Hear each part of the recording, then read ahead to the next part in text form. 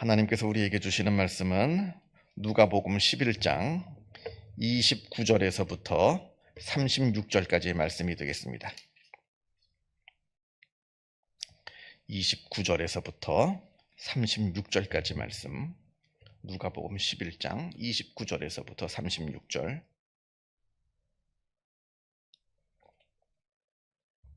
같이 한 목소리로 읽겠습니다. 무리가 모였을 때에 예수께서 말씀하시되 이 세대는 악한 세대라. 표적을 구하되 요나의 표적밖에는 보일 표적이 없나니 요나가 니느웨 사람들에게 표적이 됨과 같이 인자도 이 세대에 그러하리라.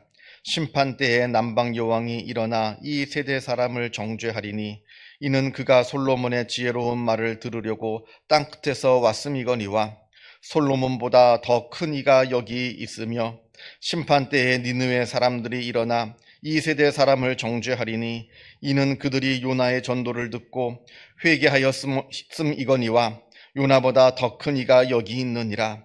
누구든지 등불을 켜서 속에나 말 아래 두지 아니하고 등경 위에 두나니 이는 들어가는 자로 그 빛을 보게 하려 함이라. 내 몸의 등불은 눈이라. 내 눈이 성하면 온몸이 밝을 것이요 만일 나쁘면 내 몸도 어두우리라. 그러므로 내 속에 있는 빛이 어둡지 아니한가 보라. 내 온몸이 밝아 조금도 어두운 데가 없으면 등불의 빛이 너를 비출 때와 같이 온전히 밝으리라 하시니라. 아멘. 오늘 본문 29절을 보게 되면 사람들이 예수님께 기적을 보여달라 이랬던 것 같습니다. 근데 사실 우리가 예수님의 사역을 보게 되면 예수님은 수많은 기적들을 보여주셨습니다. 요한복음에 나오는 가나의 혼인잔치 때 보여주셨던 물이 포도주로 되는 그런 기적부터 시작해가지고 수많은 기적을 일으키셨습니다. 그런데 아마 오늘 본문에 이제 숨겨져 있는 내용이긴 합니다만, 또 예수님께 기적을 보여달라. 기적을 보여주면 우리가 믿겠습니다. 이랬던 모양입니다. 그러니까 예수님께서 기적에 대해서 말씀을 하시는데,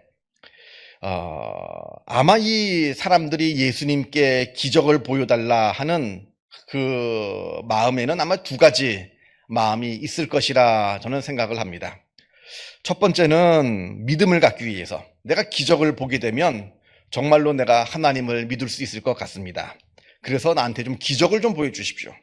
하나님이 살아있다는 증거를 좀 보여주십시오. 이렇게 요구하는 사람들도 아마 있었을 거예요. 지금도 그런 사람들이 의외로 많습니다. 가끔가다 전도를 한다든지 아니면 주변에 믿지 않는 사람들하고 이야기를 해보면 의외로 하나님께서 살아계시다는 그 증거를 나한테 직접 보여주면 내가 하나님을 믿겠노라 라고 말하는 사람들이 굉장히 많습니다. 그런데 하나님은 우리가 무엇을 보았다고 해서 믿을 수 있는 것이 아닙니다. 우리가 무슨 기적을 봐야 하나님을 믿을 수 있는 것이고 기적을 보지 못했다고 하나님을 믿지 못하는 것도 아닙니다. 왜냐하면 믿음이라고 하는 것은 내 육신의 눈의 문제가 아니라는 거예요. 보고 못 보냐의 문제가 아니라 내 마음의 결단의 문제이기 때문에 그러합니다. 이건 내가 하나님께 마음을 여느냐 닫느냐 이 문제지 무엇을 받느냐 못 받느냐의 문제가 아니라는 겁니다. 제가 이제 제 고등학교 선배 중에 이런 분이 있었어요. 이분도 이제 평소에 하나님께서 나한테 좀 보여주시면 믿겠노라 이렇게 이제 입버릇처럼 얘기를 하는 분인데, 어느 날 꿈을 꿨는데 꿈에 아주 하나님을 생생하게 느꼈던 모양이에요. 무슨 꿈을 꿨는지는 내가 정확하게 제가 듣지 못했습니다만 굉장한 어떤 꿈을 꿨대요. 그래가지고 그때부터 교회에 나오고 내가 하나님 잘 믿겠다 그러더니 그게 얼마 못 가더라고요. 한두 달 가더니 또 이제는 안 나오고 교회 안 나오고 또 믿음을 멀리하고. 그러니까 믿음이라고 하는 건 내가 뭘 받느냐, 기적이 나한테 일어났느냐, 이걸로 믿어지는 게 아니라는 거예요. 왜냐하면 기적은 우리에게 하루에도 수십 번, 수백 번씩 일어납니다. 우리가 살아있는 것 자체가 기적이거든요. 그럼에도 불구하고 많은 사람들이 하나님을 믿지 못한다. 기적을 봤음에도 불구하고 믿지 못했고, 그런 사람들에게 또 다른 기적을 보여준다 한들 그 사람은 믿지 못하는 겁니다. 왜냐하면 믿음은 기적을 보느냐 안 보느냐의 문제가 아니라 내 마음의 결단의 문제이기 때문에 그러하다는 겁니다. 자, 두 번째로 예수님께 기적을 좀 보여달라 하는 두 번째 의미는 아마 이런 것 같습니다. 나한테 좀 좋은 일을 좀 일으켜달라는 거죠. 나한테. 내가 배가 고픈데 나한테 빵을 좀 달라. 내가 몸이 불편한데 내게 병을 고쳐달라. 뭐 내가 이게 필요한데 그 필요한 걸 좀 채워달라. 예수님께 그걸 요구하는 겁니다. 그러면 내가 예수님을 믿겠습니다. 좀 나한테 내가 필요한 것, 그걸 좀 채워달라. 내가 필요한 것을 좀 달라. 뭐 이런 뜻입니다. 그때 예수님께서 이렇게 말씀하십니다. 이 세대는 악한 세대라 표적을 구하되 요나의 표적밖에 보일 표적이 없나니. 우리가 예수님께 떡을 달라, 빵을 달라, 돈을 달라, 뭘 달라 합니다만 예수님은 그걸 주시기 위해서 이 땅에 오신 것이 아니라는 겁니다. 예수님께서 이 땅에 오신 것은 요나의 표적을 보여주기 위해서 이 땅에 오셨는데, 요나의 표적이라는 게 뭡니까? 요나가 물고기 뱃속에 들어갔다가 3일 만에 다시 살아나온 것, 바로 예수님의 십자가의 죽음과 부활이라는 겁니다. 우리를 구원하시기 위해서 십자가에 달려 돌아가시고 부활하신, 그게 예수님께서 이 땅에 오신 목적이지, 우리에게 무슨 떡을 주기 위해서, 뭘 주기 위해서, 뭘 어떻게 해주기 위해서. 물론 그것도 필요합니다만 그게 예수님의 주목적은 아니라는 겁니다. 지금 예수님께서 예루살렘으로 가십니다. 제가 몇 번 말씀드렸지만 지금 예수님께서 예루살렘으로 가시는 이유는 정권을 잡기 위해서, 왕이 돼서 정권 잡아서 뭐 이렇게 높은 자리에 오르시기 위해서 예루살렘으로 가시는 게 아니라는 겁니다. 가장 비참하고 아주 수치스러운 죽음인 십자가의 죽음을 맞이하기 위해서 지금 예루살렘으로 가고 계시는데, 사람들은 이걸 이해하지 못합니다. 십자가는 생각하지 않고 자꾸 자기한테 좋은 거, 뭐 떡을 달라, 돈을 달라, 뭘 달라. 정말로 예수님께서 우리에게 주시는 참된 영생과 하나님의 자녀라고 하는 복, 이건 생각하지 않고 자꾸 세상적인 것, 이 땅에 속한 것, 이것만 자꾸 예수님께 달라고 하는 겁니다. 무엇이 본질이냐는 거죠. 우리의 믿음의 본질은 어디 있느냐? 물론 처음에 믿음을 시작할 때는 땅에 속한 것을 구하기 위해서 믿음을 시작하는 경우가 많습니다. 그건 믿음이 이제 시작하니까 상관없어요. 예를 들면 내가 경제적인 어려움 때문에, 아니면 육신의 질병을 고치기 위해서, 아니면 사업 성공을 위해서, 자녀들 대학 입학을 위해서, 뭐 이런 땅에 속한 것을 이루기 위해서 처음 믿음을 시작하는 경우가 많습니다. 좋습니다. 그러나 내 믿음의 연수가 오래되고 10년, 20년 이렇게 넘어간다면 내 믿음의 패턴이 바뀌어야 돼요. 땅에 속한 것이 아니라 하늘에 속한 것, 껍데기가 아니라 본질이 무엇이냐, 믿음의 본질이 무엇이냐, 이걸 구해야 된다는 겁니다. 지금 예수님은 우리에게 구원을 주시기 위해서 예루살렘으로 가시는데 자꾸 사람들은 이 땅에 속한 것을 보여달라, 땅에 속한 것을 달라, 예수님께 이렇게 요청하고 있으니까 예수님께서 얼마나 답답하시겠어요. 얼마나 마음이 참 답답하실까, 그런 생각이 듭니다. 이거는 이제 2000년 전 이 당시 사람들뿐만 아니라 우리의 문제라고 하는 겁니다. 우리의 신앙의 패턴, 이 패러다임이 어떻게 구성되어 있는가? 정말 나는 하늘에 속한 그 영적인 은혜를 사모하는 사람인가? 아직도 땅에 있는 은혜만 바라보고 있는 사람인가를 우리가 늘 내 자신의 믿음을 한번 체크해 볼 필요가 있고요. 그러면서 31절에 이렇게 말씀하십니다. 예수님께서 심판 때에 남방 여왕이 일어나 이 세대 사람을 정죄하리니 이는 그가 솔로몬의 지혜로운 말을 들으려고 땅 끝에서 왔음이거니와 솔로몬보다 더 큰 이가 여기 있으며. 그래서 여기 남방 여왕이라는 이 스바 여왕을 말합니다. 지금 에디오피아 지역이긴 하는데요. 어쨌든 스바 저 남쪽에서 그 여왕이 솔로몬의 소문을 듣고 솔로몬을 만나러 옵니다. 그 먼 곳에서 옵니다. 그런데 솔로몬을 만나러 온 이유가 무슨 솔로몬이 기적을 일으켜서, 그래서 그 기적을 좀 달라고 나한테도, 그러려고 솔로몬을 만나러 온 게 아니거든요. 솔로몬의 지혜로운 말씀, 그 지혜의 말씀을 듣기 위해서 그 먼 곳을 마다하고 온 겁니다. 그런데 예수님은 솔로몬보다 더 크신 분이에요. 비교할 수 없을 정도로 큰 지혜를 말씀하시는 분입니다.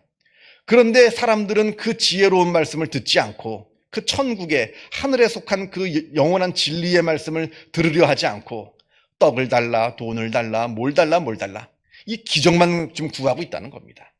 예수님께서 이게 지금 답답하신 거예요. 또 니느웨 사람 이야기도 합니다.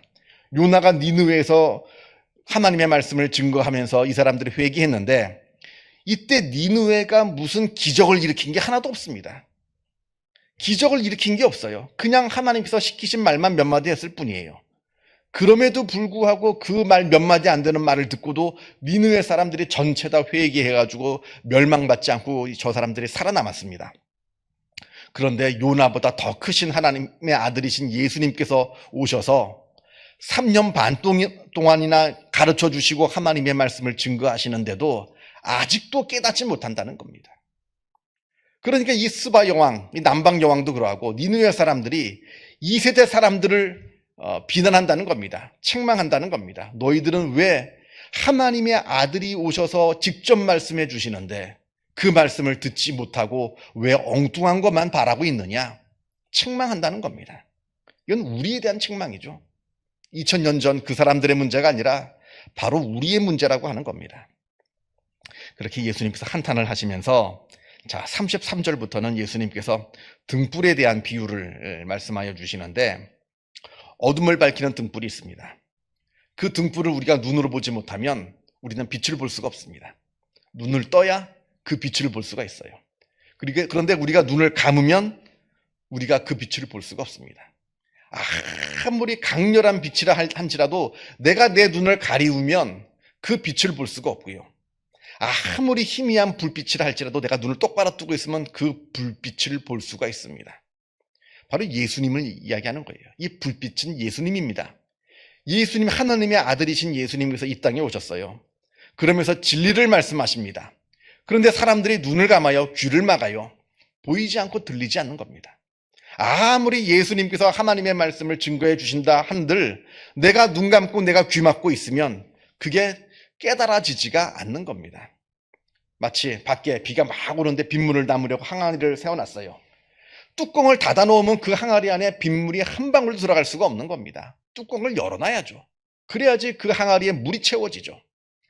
하나님께서 우리에게 아무리 말씀하여 주시고 진리의 말씀을 선포해 주신다 한들 우리가 다른 것에 정신이 팔려서 그것만 바라보고 있고 그거에만 신경 쓰고 있으면 그 말씀이 들리지 않는다는 겁니다. 왜냐하면 우리 인간은 보고 싶은 것만 보고 듣고 싶은 것만 들리기 때문에 그래요. 그냥 세상에 막 소리가 다 들린다고 그 소리가 다 내 귀에 들리는 게 아닙니다. 그 중에 이 세상의 수많은 소리 중에서 내가 듣고 싶은 소리만 내 귀에 들려요. 세상에 수많은 것들이 내 눈앞에 있습니다만 세상의 그 모든 것들이 다 내 눈에 보이는 게 아닙니다. 내가 보고 싶은 것만 내 눈에 보입니다. 난 무엇을 원하는가? 무엇을 보고자 하는가? 나는 무엇을 듣고자 하는가? 이 당시 예수님 시대에 많은 사람들이 진리이신 예수님의 말씀에는 귀 닫고 땅에 속한 것만 구하고 있었기 때문에 예수님을 잘못 알고 예수님을 십자가에 못 박는 어리석은 짓을 저질렀는데 과연 나는 그들과 다른가? 한번 이 말씀 다시 한번 묵상하시면서 또 오늘 하루 또 하나님께서 기뻐하시는 복된 삶을 살아가시는 복된 하루가 되기를 바랍니다. 기도하겠습니다. 하늘에 계신 우리 아버지, 아버지의 이름을 거룩하게 하시며 아버지의 나라가 오게 하시며 아버지의 뜻이 하늘에서와 같이 땅에서도 이루어지게 하소서. 오늘 우리에게 일용할 양식을 주시고 우리가 우리에게 잘못한 사람을 용서하여 준 것 같이 우리 죄를 용서하여 주시고 우리를 시험에 빠지지 않게 하시고 악에서 구하소서. 나라와 권능과 영광이 영원히 아버지의 것입니다. 아멘. 자유롭게 기도하시기 바랍니다.